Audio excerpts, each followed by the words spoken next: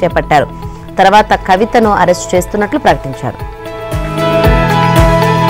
TDP అధినేత చంద్రబాబు చుట్టూ ఆశావహులు ప్రదక్షిణలు చేస్తున్నారు. టికెట్ల కోసం ఆయన నివాసం చుట్టూ చక్కర్లు కొడుతున్నారు. టీడీపీ ప్రకటించిన 2 జాబితాల్లో చోటు దక్కని ఆశావహులు చంద్రబాబు నివాసానికి తరలి వెళ్లారు. నేతలను పిలిచి మాట్లాడుతున్న ఆయన వారి రాజకీయ భవిష్యత్తుకు హామీ ఇస్తున్నారు. భవిష్యత్తు మనదే బ్రదరు అంటూ బుజ్జగిస్తున్నారు. పెదకూరపాడు అభ్యర్థిగా భాష్యం ప్రవీణ్ ను ప్రకటించారు. దీంతో స్థానిక మాజీ ఎమ్మెల్యే కొమ్మాలపాటి శ్రీధర్ ను జీవి ఆంజనేయులు తీసుకొచ్చారు. శ్రీధర్ రాజకీయ భవిష్యత్ తనదేనంటూ చంద్రబాబు హామీ ఇచ్చారు. పార్టీ అధికారంలోకి రాగానే తగిన ప్రాధాన్యం కల్పిస్తామని స్పష్టం చేశారు. పెదకూరపాడులో టీడీపీ విజయానికి కలిసి పనిచేయాలని సూచించారు. హెచ్చర్ల ఇన్ఛార్జి కళా వెంకట్రావు పేరు 2వ జాబితాలో కూడా లేకపోవడంతో ఆయన వర్గీయుల్లో ఆందోళన చెందుతున్నారు. ఆయన కూడా అధినేతను కలిశారు. 2 జాబితాల్లోనూ చోటు దక్కకపోవడంతో అసంతృప్తిగా ఉన్న పెనంలూరు ఇన్ఛార్జి బోడే ప్రసాద్ ను పుచ్చగించారు. కాకినాడ మాజీ ఎమ్మెల్యే కొండబాబు చంద్రబాబు నివాసానికి వచ్చారు. కాకినాడ అర్బన్ టికెట్ ఇంకా ప్రకటించలేదు. ఈ స్థానం పొత్తుతో ముడిపడి ఉందనే ప్రచారం జరుగుతోంది. వైఎస్ జగన్ తీరుపై ఏపీ పీసీసీ అధ్యక్షురాలు వైఎస్ షర్మిల సంచలన వ్యాఖ్యలు చేశారు. అన్నా అని పిలిపించుకున్న వారే హంతకులకు రక్షణ కల్పిస్తున్నారని ఆరోపించారు. చిన్నాన్న వైఎస్ వివేకానందరెడ్డి మరణంతో ఎక్కువ మంది నష్టపోయింది చిన్నమ్మ సౌభాగ్యమ్మ, ఆయన కుమార్తె సునీతాయనని చెప్పారు. మాజీ మంత్రి వివేక 5వ వర్ధంతి సందర్భంగా కడపలో నిర్వహించిన స్మారక సభలో ఆమె మాట్లాడారు. ఈ సందర్భంగా సీఎం జగన్ పై షర్మిల తీవ్ర వ్యాఖ్యలు చేశారు. ఆయన ఇంతలా దిగజారిపోతారని అనుకోలేదని వ్యాఖ్యానించారు. హంతకులు ఎవరో కాదు బంధువులేని సాక్ష్యాలు వేలెత్తి చూపుతున్నాయన్నారు. బాధితులకు భరోసా ఇవ్వాలన్న ఆలోచన లేకపోగా ఆరోపణలు చేస్తారా అని షర్మిల ప్రశ్నించారు. ఇవాల్టి వరకు హత్య చేసినా చేయించిన వాళ్లకు శిక్ష పడలేదన్నారు. చివరి క్షణం వరకు చిన్నాన్న వైసీపీ కోసమే పనిచేశారని షర్మిల వివరించారు. జగనన్న అద్దం ముందు నిల్చొని ప్రశ్నించుకోండి అంటూ షర్మిల తీవ్ర వ్యాఖ్యలు చేశారు. మీ మనస్సాక్షి ఏం చెబుతుందో వినండి అంటూ షర్మిల సూచించారు. వైఎస్ తన తోబుట్టువుల కోసం ఏం చేశారో మీకు తెలీదా? మీరేం చేస్తున్నారో ప్రశ్నించుకోండి అని షర్మిల హెచ్చరించారు. 5 ఏళ్లు గడిచిన న్యాయం జరగలేదంటే ఏమనాలని షర్మిల ప్రశ్నించారు. చిన్నానకే ఇలా అయితే ఇక సమాజంలో సామాన్యుల పరిస్థితి ఏంటి అని ఆమె ప్రశ్నించారు. సాయం చేయడంలో వివేక ఎప్పుడు ముందుండేవారని తెలిపారు. కడప ఎంపీ స్థానానికి తనను పోటీ చేయాలని చిన్నాన్న గట్టిగా కోరేవారని షర్మిల చెప్పారు. సునీత చేస్తున్న న్యాయ పోరాటానికి ధర్మ పోరాటానికి తాను అండగా ఉంటానన్నారు. ఈ కడపగడ్డ సాక్షిగా మాట ఇస్తున్నానని షర్మిల ప్రతినపూనారు. సునీత వెనుక తానున్నానని షర్మిల ప్రకటించారు. ఇది ఆస్తి కోసమో అంతస్తు కోసమో జరిగే పోరాటం కానే కాదన్నారు షర్మిల. టీడీపీ అధినేత చంద్రబాబు అనుచిత వ్యాఖ్యలు చేశారు. రాజకీయ పునరావాస కేంద్రంగా ఏపీపీఎస్సీ తయారైందని ధ్వజమెత్తారు. సమర్థ చైర్మన్ లేకపోతే ఏపీపీఎస్సీ బోర్డు అంతా సర్వనాశనమవుతుందని అభిప్రాయపడ్డారు. ఏపీపీఎస్సీ అక్రమాలపై ఆయన పవర్ పాయింట్ ప్రజెంటేషన్ ఇచ్చారు. సమర్థ చైర్మన్ లేకపోతే ఏపీపీఎస్సీ బోర్డు అంతా సర్వనాశనం అవుతుందని చంద్రబాబు పేర్కొన్నారు. తమ హయాంలో నిజాయితీ గల వ్యక్తులను చైర్మన్ గా నియమించామన్నారు. ఇప్పుడు రాజకీయ పునరావాస కేంద్రంగా ఏపీపీఎస్సీ మారిపోయిందన్నారు. రాష్ట్ర యువతను దుర్మార్గంగా దగా చేసి వారి ఆశలు చంపేశారని చంద్రబాబు ధ్వజమెత్తారు. చైర్మన్ గా నిక్కచ్చిగా వ్యవహరించిన ఉదయ్ భాస్కర్ ను మెడపట్టి బయటకు పంపారని ఆరోపించారు. జగన్ కు అనుకూలంగా వ్యవహరించిన గౌతమ్ సవాంగ్ ను నియమించడం వెనుక గల ఆంతర్యం ఏమిటని ప్రశ్నించారు. 2018లో గ్రూప్ 1 ఉద్యోగాల భర్తీ ప్రక్రియలో అవినీతి రాజ్యమేలిందని చంద్రబాబు ధ్వజమెత్తారు. గౌతమ్ సవాంగ్ ఏపీపీఎస్సీ చైర్మన్ అయ్యాక దురాలోచనకు తెరలేపారని ఆక్షేపించారు. వాల్యుయేషన్ దాచిపెట్టి మళ్లీ రెండోసారి చేశారని ఆరోపించారు. రెండో మూల్యాంకనం జరగలేదని కోర్టుకు చెప్పడం అన్యాయమన్నారు. జరిగిందనడానికి ఆధారాలు ఇస్తామని చంద్రబాబు పేర్కొన్నారు. మాన్యువల్ వాల్యుయేషన్ కు వచ్చిన వారి కోసం 20 లక్షలు ఖర్చు పెట్టారని వివరించారు. ఆవాస రిసార్టుకు ఈ మొత్తం చెల్లించినట్లు బిల్లులు ఉన్నాయని తెలిపారు. స్ట్రాంగ్ రూమ్ వద్ద భద్రతకు కర్నూలు నుంచి కానిస్టేబుల్స్ ను తీసుకురావడం వెనుక గల ఆంతర్యం ఏమిటని ప్రశ్నించారు. క్షమించరాని నేరం చేసిన దుర్మార్గులను ఏం చేసినా తప్పు లేదని చంద్రబాబు పేర్కొన్నారు. నిరుద్యోగ యువతపై క్రూర మృగాల కంటే ఘోరంగా వ్యవహరించారని చంద్రబాబు ఆరోపించారు. కేటీఆర్ కీలక ప్రశ్నలు వేశారు. ట్రాన్సిట్ వారెంట్ లేకుండా ఎమ్మెల్సీ కవితను ఎలా అరెస్టు చేస్తారని దర్యాప్తు అధికారిని కేటీఆర్ ప్రశ్నించారు. అరెస్టు చేయబోమంటూ సుప్రీంకోర్టుకు మాట ఇచ్చి ఇప్పుడు ఎలా అరెస్టు చేశారు అని ఆయన ప్రశ్నించారు. సర్వోన్నత న్యాయస్థానానికి ఇచ్చిన మాట తప్పుతున్న ఈడీ అధికారులు కోర్టు ద్వారా ఇబ్బందులు ఎదుర్కోవాల్సి వస్తుందని హెచ్చరించారు. సోదాలు ముగిసిన తర్వాత కూడా ఇంట్లోకి రావద్దంటూ ఈడీ అధికారులు ఆదేశాలు జారీ చేయడంపై ఆయన మండిపడ్డారు. కవిత అక్రమ అరెస్టును న్యాయపరంగా ఎదుర్కొంటామన్నారు. కార్యకర్తలు శాంతియుతంగా వ్యవహరించాలని కేటీఆర్ కోరారు. ఈడీకి సహకరిస్తామని కవిత కుటుంబ సభ్యులు బీఆర్ఎస్ నేతలు తెలిపారు. కవిత అరెస్టుపై ఎక్స్ వేదికగా కేటీఆర్ స్పందించారు. రాజకీయ ప్రత్యర్థులపై అధికార దుర్వినియోగంతో కక్ష సాధింపు చర్యలకు దిగుతున్నారని ఆరోపించారు. రాజ్యాంగ వ్యవస్థల దుర్వినియోగం సర్వసాధారణంగా మారిందన్నారు. సుప్రీంకోర్టుకు ఇచ్చిన హామీని ఈడీ తొంగలో తొక్కి అరెస్టు చేయడం అన్యాయమన్నారు. దీనిపై సర్వోన్నత న్యాయస్థానానికి దర్యాప్తు సంస్థ సమాధానం చెప్పాల్సి ఉంటుందన్నారు. ఖచ్చితంగా న్యాయం గెలుస్తుందని కేటీఆర్ ధీమా వ్యక్తం చేశారు. చట్టబద్ధంగా ఈ అంశంలో పోరాటం కొనసాగిస్తామని కేటీఆర్ తెలిపారు. విజిలెన్స్ అండ్ ఎన్ఫోర్స్మెంట్ విభాగానికి సర్వాధికారాలు అప్పగించడంపై నిరసన వ్యక్తమవుతుంది. ఇప్పటికే టీడీపీ జాతీయ ప్రధాన కార్యదర్శి నారా లోకేష్ అభ్యంతరం వ్యక్తం చేశారు. వివిధ శాఖల అధికారాలు ఇవ్వడంపై టీడీపీ జాతీయ ప్రధాన కార్యదర్శి నారా లోకేష్ హైకోర్టులో పిటిషన్ దాఖలు చేశారు. దీనిపై ఏపీ హైకోర్టులో విచారణ జరగనుంది. విజిలెన్స్ ఐజీ రఘురామిరెడ్డి పంపిన ప్రతిపాదనలపై స్టే ఇవ్వాలని లోకేష్ కోరారు. టీడీపీ నేతలను ఇబ్బందులు పెట్టేందుకే ఈ ప్రతిపాదనను తెర మీదకు తీసుకొచ్చారని మండిపడ్డారు. విజిలెన్స్ ఐజీ పంపినవి ప్రతిపాదనలు మాత్రమేనని ప్రభుత్వం తరపు న్యాయవాది తెలిపారు. తాము ఎటువంటి చర్యలు తీసుకోలేదని స్పష్టం చేశారు. తాము న్యాయ విభాగానికి పంపగా ఇది విధానపరమైన నిర్ణయమని పేర్కొన్నారు.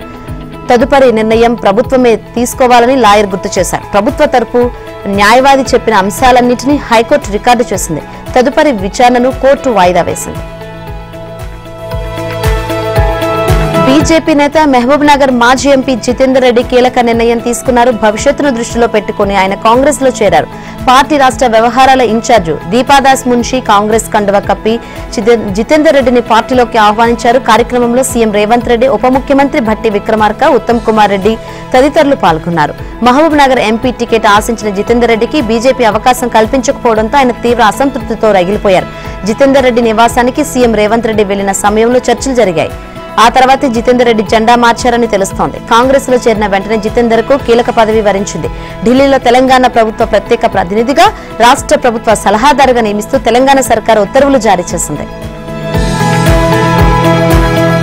కవిత అరెస్టుపై బీఆర్ఎస్ నేతలు ఘాటుగా స్పందించారు. నేడు రాష్ట్ర వ్యాప్తంగా ఆందోళనలకు పిలుపునిచ్చారు.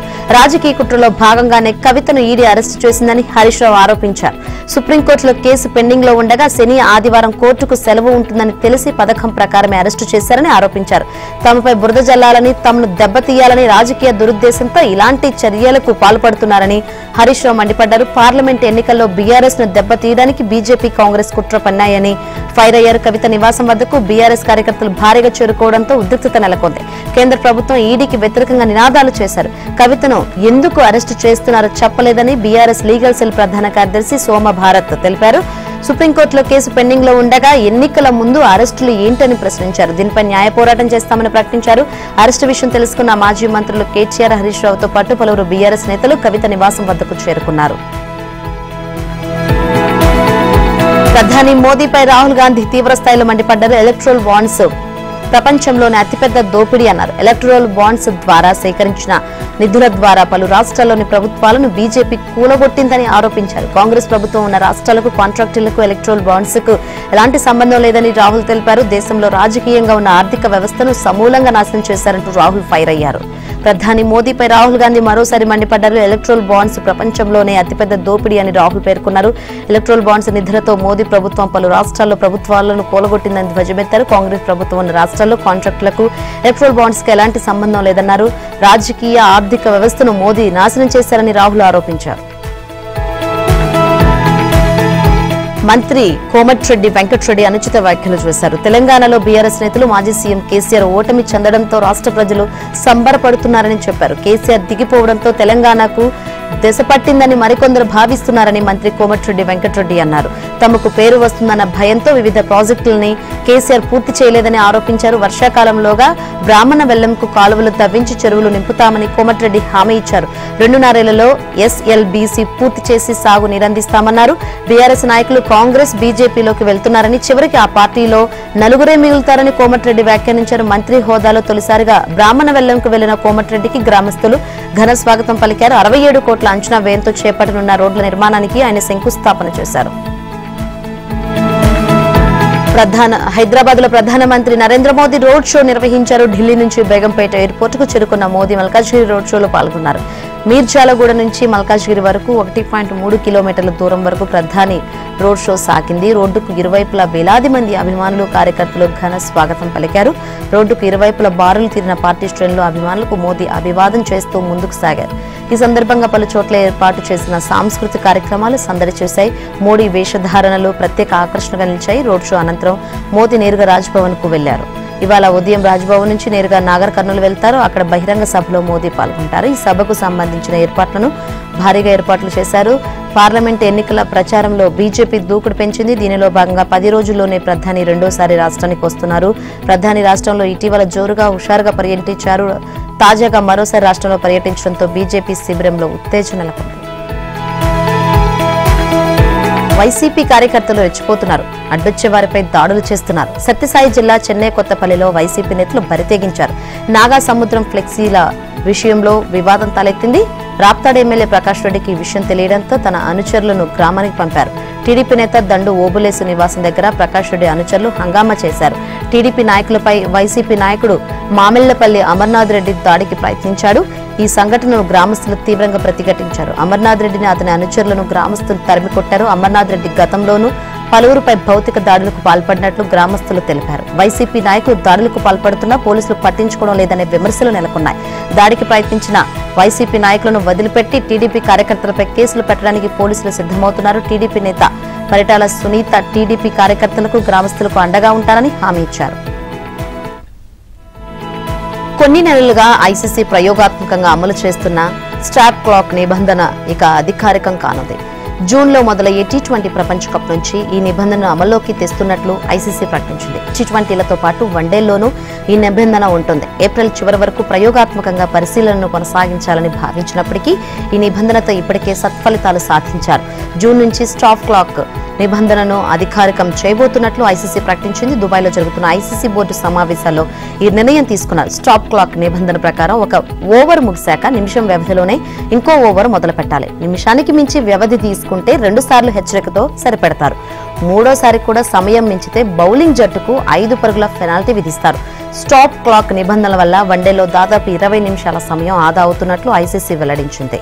స్టాప్ క్లాక్ రూల్ తో పాటు మరో నిబంధనను ఐసీసీ అమల్లో చేయనుంది. జూన్ 27న జరిగే టీ20 ప్రపంచ కప్ సెమీఫైనల్, జూన్ 29న జరిగే ఫైనల్ మ్యాచ్లకు రిజర్వ్డ్కు ఆమోదం తెలిపింది. ఇందులో భాగంగా లీగ్ లేదా సూపర్ 8 దశలో లక్ష్య ఛేదనకు దిగిన జట్టు 5 ఓవర్లు బ్యాటింగ్ చేస్తేనే ఆట పూర్తయినట్లు పరిగణిస్తారు. నాకౌట్ మ్యాచ్లలో 2 ఇన్నింగ్స్లలో కనీసం 10 ఓవర్లు బౌలింగ్ చేయాల్సి ఉంటుందని ఐసీసీ వర్గాలు తెలిపాయి. ఏపీలో ఎన్నికల నిర్వహణకు ఏర్పాట్లు పూర్తయ్యాయి. ప్రభుత్వ అధికారులకు రాష్ట్ర ఎన్నికల ప్రధానాధికారి ముఖేష్ కుమార్ మీనా కీలక సూచనలు చేశారు. హింసలేని, రీపోలింగ్ కు ఆస్కారం లేని ఎన్నికలే లక్ష్యంగా బాధ్యతలు నిర్వహించాలన్నారు. హింసాత్మక ఘటనలు ఎక్కడ జరిగినా ఎస్పీలదే బాధ్యతని స్పష్టం చేశారు. ఎన్నికల కూడా అమలైన దగ్గర నుంచి పెయిడ్ న్యూస్ పై ప్రత్యేక దృష్టి సాధిస్తామన్నారు.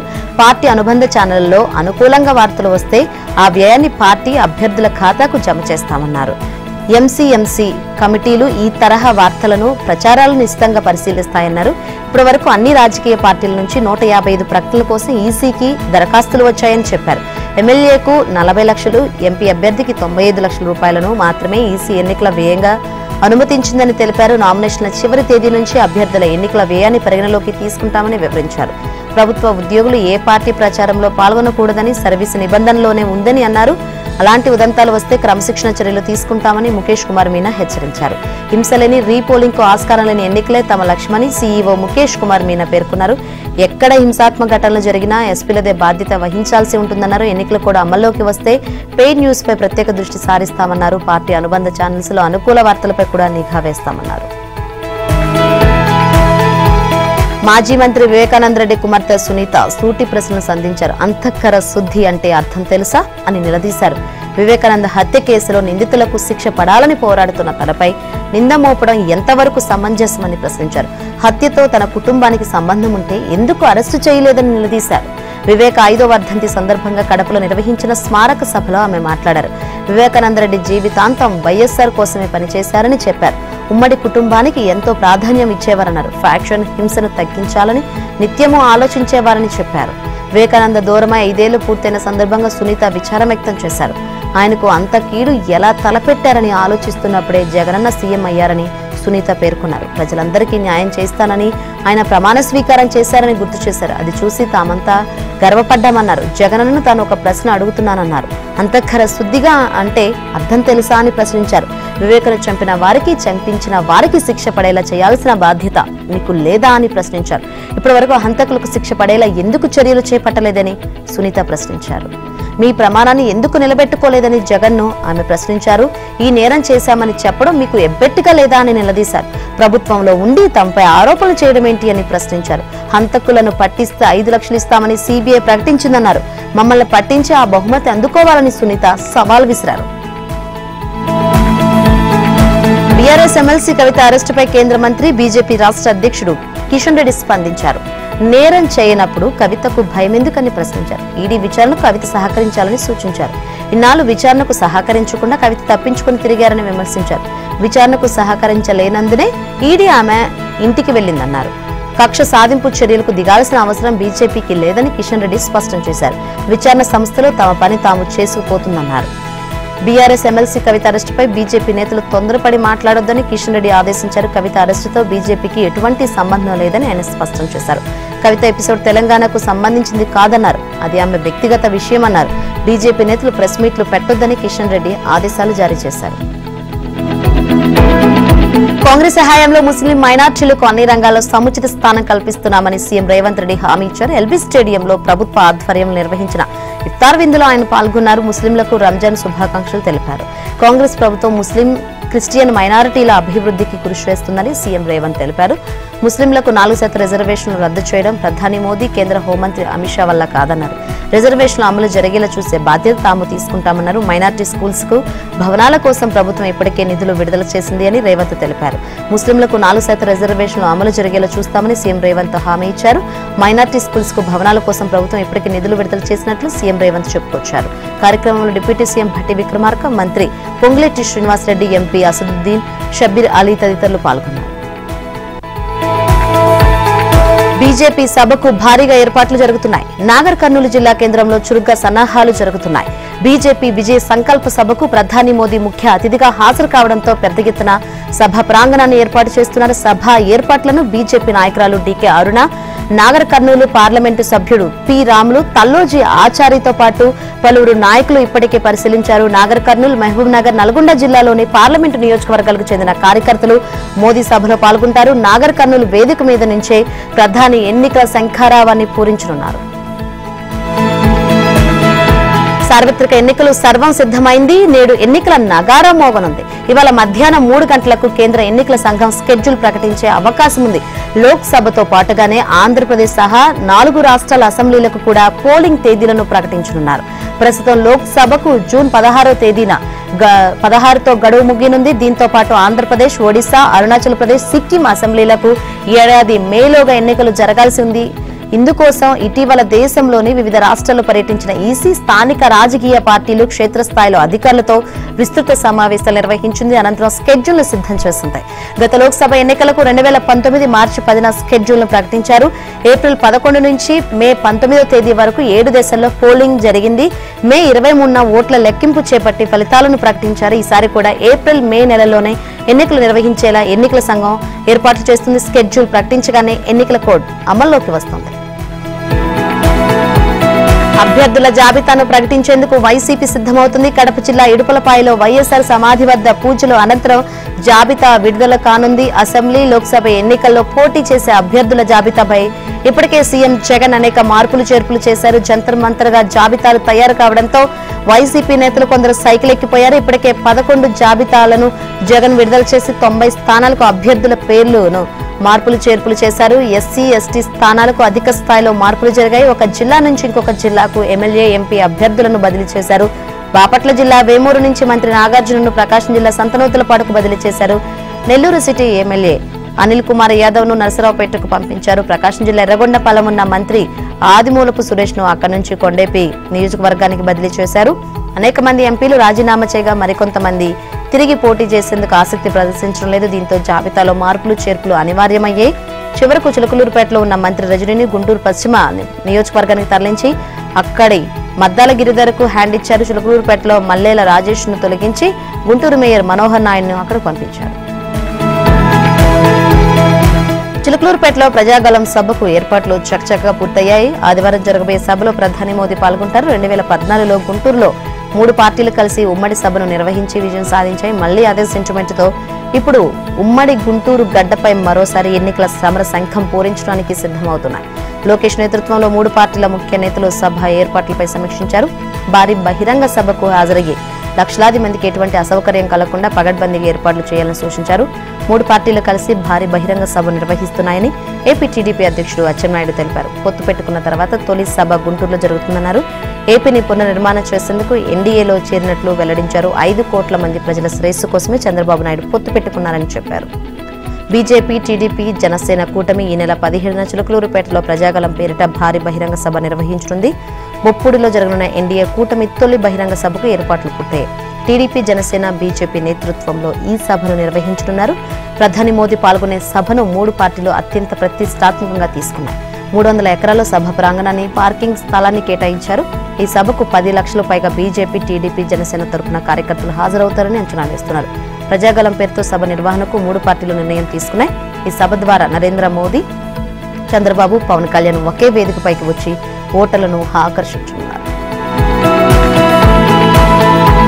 ఓట్ల కోసం వైసీపీ వలవేస్తుంది. ఉద్యోగులను ఆకర్షించేందుకు ఎత్తుకు పై ఎత్తులు వేస్తుంది. వారిని మభ్యపెట్టేందుకు ఎడతెగని ప్రయత్నం చేస్తుంది.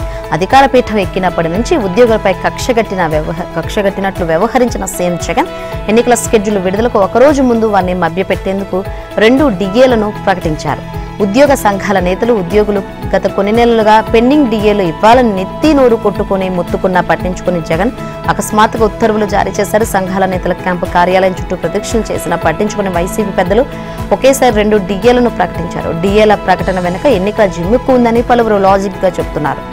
గత ఏడాది జనవరి, జూలై మాసాల్లో విడుదల చేయాల్సినవి డిఏలను తాజాగా ప్రకటించారు. పెండింగ్ డిఏల విడుదలలోనూ జగన్ తన జిత్తుల మారితనాన్ని ప్రదర్శించారనే విమర్శలు నెలకొన్నాయి. తాజాగా ప్రకటించిన డిఏలతో ఇప్పటికిప్పుడు వైసీపీ ప్రభుత్వం పడే భారం పెద్దగా ఉండదని గణాంక నిపుణులు ఉదహరిస్తున్నారు.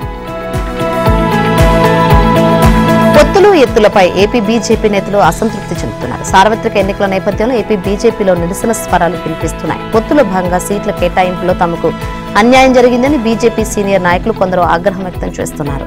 తమకు జరుగుతున్న అన్యాయంపై బీజేపీ అధిష్టానానికి ఇప్పటికే లేఖ రాశారు. పార్టీ సిద్ధాంతాలను నమ్ముకొని పనిచేసే వారిని విస్మరిస్తున్నారని లేఖలో ప్రస్తావించారు. తమ జాబితాను ఇచ్చినా పరిగణలోకి తీసుకోలేదని వారు వివరిస్తున్నారు. ఇప్పటికే ప్రధాని మోదీ, బీజేపీ జాతీయ అధ్యక్షుడు జేపీ నడ్డా, హోంమంత్రి అమిత్ షాకు లేఖ రాసి తమ గోడు వెళ్లబుచ్చుకున్నారు. తమ ప్రతిపాదనలను పరిగణలోకి తీసుకోవాలని బీజేపీ పెద్దలకు విజ్ఞప్తి చేస్తున్నారు.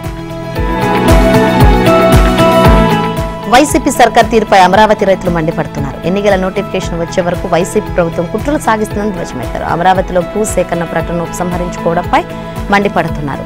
సిఆర్డీఏ కార్యాలయం ఎదుట రైతులు ఆందోళన చేస్తున్నారు. రాజధాని అమరావతి విషయంలో జగన్ సర్కార్ అడుగడుగున కుట్రలకు పాల్పడుతుందని, గతంలో R5 జోన్ పేరుతో మాస్టర్ ప్లాన్ ను డివియేట్ చేయగా తాజాగా టీడీపీ ప్రభుత్వ హయాంలో ఇచ్చిన భూ సేకరణ ప్రకటనను ఉపసంహరించే నిర్ణయం తీసుకున్నారు.